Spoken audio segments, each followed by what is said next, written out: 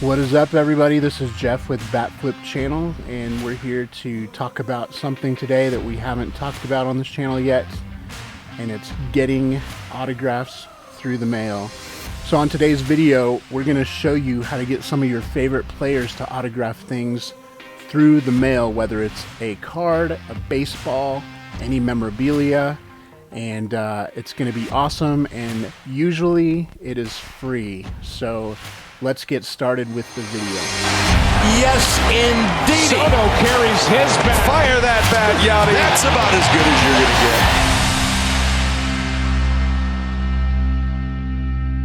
get. All right, so the very first thing we need to remember is that most of these people that we're going to be sending stuff to get lots and lots of mail every single week. Would you guys mind bringing Billy his mail? Oh, no problem. We'll take care of it. So we need to be respectful of their time. We need to be humble and courteous. We're not demanding. We probably shouldn't send 20 cards. There are some who get more than others, but usually if they are notable at all, they usually get consistent mail. So we have to be mindful of that when we send them stuff to get signed. They're doing us a favor. We're not doing them a favor by doing this. So anything that we get back, we should be grateful for. So before I show exactly how to prepare your items, I want to show you where I get my information from. So a lot of times when the season is happening, you can send items to a team. But obviously it's going to be the off season here with baseball and with basketball. Football is going to get started soon. Hockey might get started soon. But a lot of times they're not always at the stadium.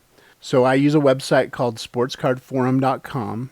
So you have to sign up to register. It is free. But in order to see any addresses for players, you need to have an account on there. So just keep that in mind. Okay, we're here on sportscardforum.com. I have my boy John Olrud here pulled up. It says only registered members of Sports Card Forum can view addresses. So all you do is come up to the top corner. You can log in. And then it takes you to this page. There's a lot of discussions and forums and everything. Come up here to TTM Manager. TTM is the abbreviation for through the mail. And then here you go. You can, if you go over to the left here, so you can see like here's all of the categories. So you got hockey. These are the top 25, baseball, basketball, football, golf, racing, any other sports, soccer, and then non-sports. And those are the top 25 people that sign autographs. So for the purposes of this, I'm going to go to baseball. So here's what we find. Okay. And you got to understand what you're looking at here because it might be kind of deceiving. But here, Wade Boggs is number one. He's had 1,058 successes. 92% of people that have logged in here have gotten a success from Wade Boggs. However, if you click on Wade Boggs, you have all of these pending. So these people haven't gotten theirs back. Success. But a lot of them, so here, like for instance, this one, sent letter, 3 Allen and Ginter cards plus $15. I guess it's $5 a piece. So there's his address right there, 6006 Wyndham Place, Tampa Palms, Florida, 33647 USA. 92% of people at this address have had success. Total number of submissions to there, and it gives you all that information. So that's kind of cool. So let me walk you through this. So here's the username of the person who sent the cards. Here is the date that they sent the cards. So 10/13, here's the date they got them back. So 4 days later, my goodness, it was a success. There's the 4 days that it took. He signed one card and he sent one card. Sent a 1987 Topps and $5. Received an auto from the Hit King. And a lot of people will post a picture of what they get. So there you go. So this guy got 2 cards and he took a picture. There you go. So you want to make sure that you kind of read through some of these, but a lot of them have some requirements. You know, they may require that you pay a certain amount of money, or they only do it through their own website or whatever. So let's look at Greg Gagne. He's had a 100% overall success. All of these are successes. They're very quick. And people send him stuff to, this is his home address, I'm assuming.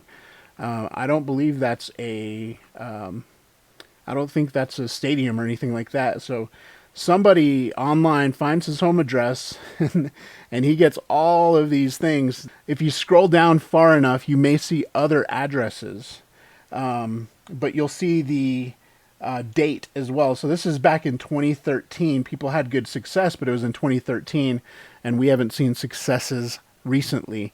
So here we go, and there's that address. So if for some reason you're having failures other places, you may come down and see if there's another address that people are having successes on. But this guy got 5 out of 5.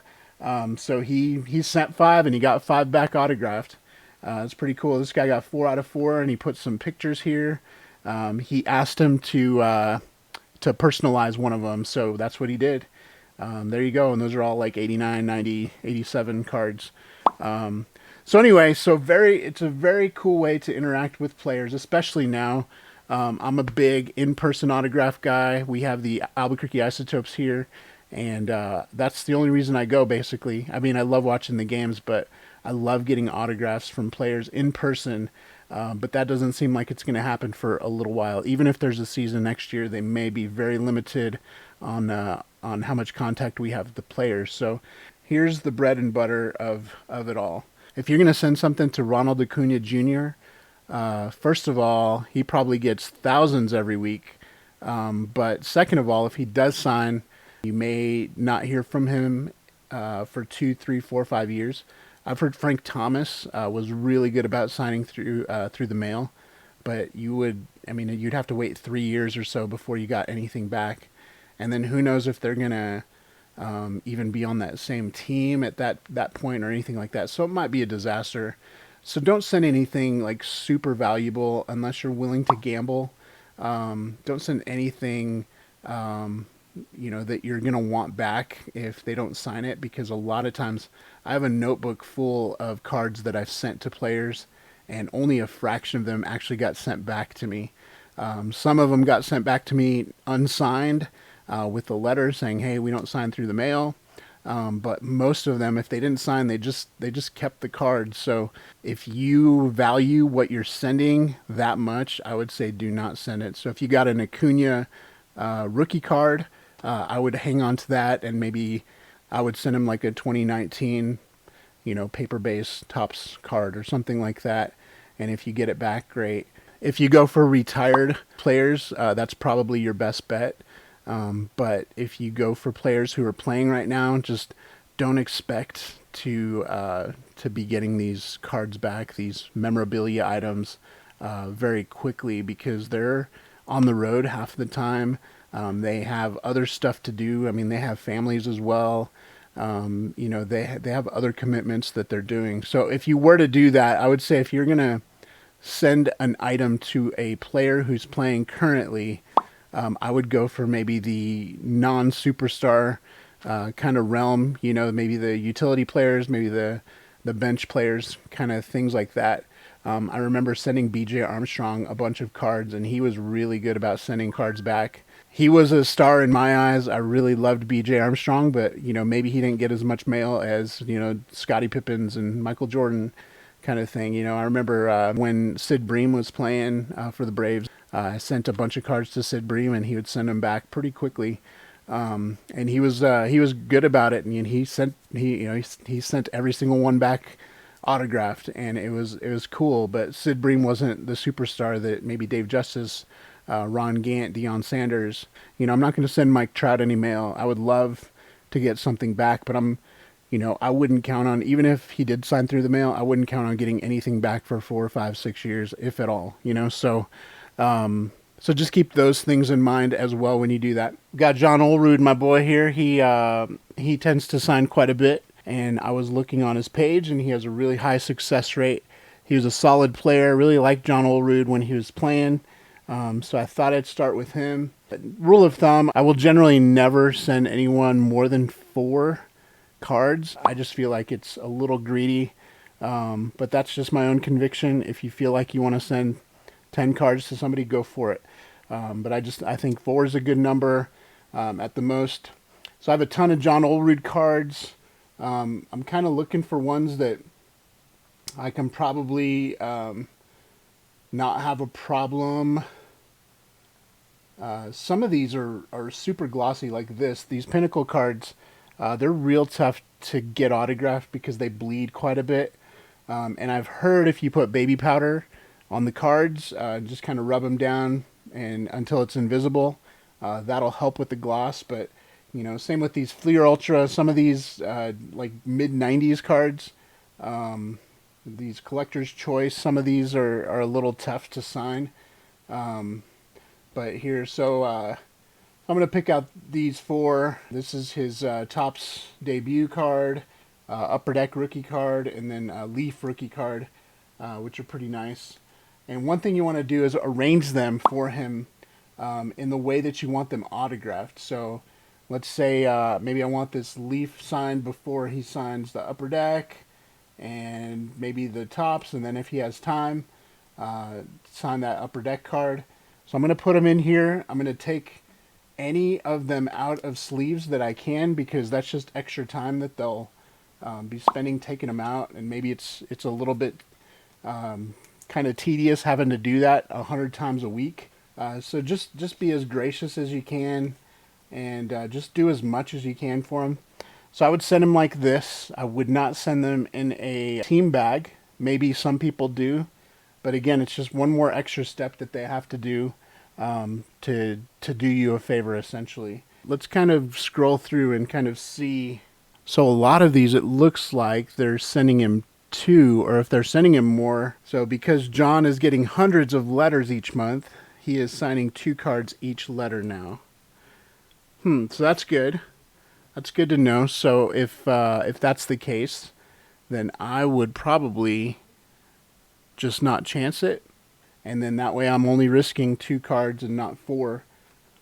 So I'm going to send just 2 cards, and we're going to get a piece of notebook paper and write a letter to John Olerud. We're not going to type a letter because it's very impersonal to him. So we want to handwrite it, and just something like, "Hey John, I loved watching you play when I was growing up. It would mean a lot to me if you sign the enclosed cards. Thanks a lot, Jeff." And that's about it. That's all you need to put. You don't need to go into detail on his career or anything like that. He has a lot of stuff to read, and so just make it quick, but make sure that you make it obvious that you're not trying to just sell these somewhere and make a quick buck or anything like that. This will mean something to you. You can also ask them to personalize. Can you make one of these out to Jeff? That would mean a lot to me. Something like that. But after you write that note, I usually fold them up in here, just into thirds. Put them in an envelope. I use business size. You can use a regular size as well. But then here's the key, is a self-addressed stamped envelope, S-A-S-E. If you've ever heard of that, that's what it means, S-A-S-E. You write your address, your full address, just like you would be sending yourself something, but make sure to put enough postage on there. So all they have to do is pretty much just sign the cards, put them in your envelope, and then seal it and put it in the post office box.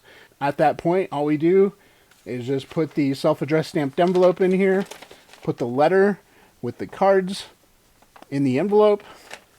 There we go. Write the address already on there. Put this in the mail, and just wait and be patient. You might put 10 or 15 in the mail to different players. Every now and then you'll get a random letter, and you're like, oh man, I didn't even realize I had more.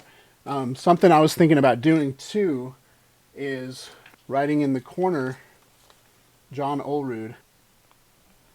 So that way, whenever I get it in the mail, I know who it's from. Somebody may send you a card back in 4 or 5 days, and somebody may send you a card back in 4 or 5 months, So It's very sporadic, but it's a lot of fun, and it's a good way to connect with players, especially during the quarantine right now.